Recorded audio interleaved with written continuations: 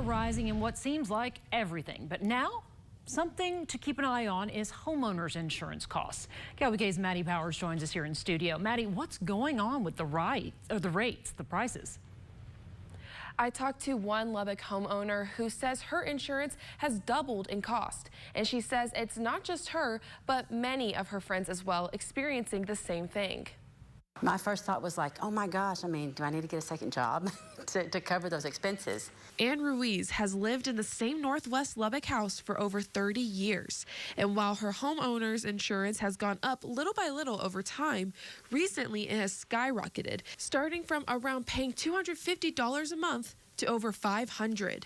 Well, I've just finished paying off my house. I have no mortgage, which I'm thankful for, but now my insurance is really going up. A friend of mine when I shared with her that insurance is sky high, she said it's too much for her. She's dropped her homeowner's insurance. She hasn't had it in 3 years. But Ruiz and her friends are not alone, and experts say there's a reason behind it. Because of the frequency and severity of all the claims, because they're having to pay out so much so often over the course of time, the larger insurance companies can't keep up with the demand on the claim payouts. And so what they're doing is they've been raising these rates for the last couple of years for sure. That's been making a dramatic increase. Brian Boyd is with Farmers Insurance here in Lubbock and says he himself has seen rates double in the last 5 years. I just quoted somebody in El Paso area, and their rate was about the third or even a quarter of what we're paying here in Lubbock, just because Lubbock is in such a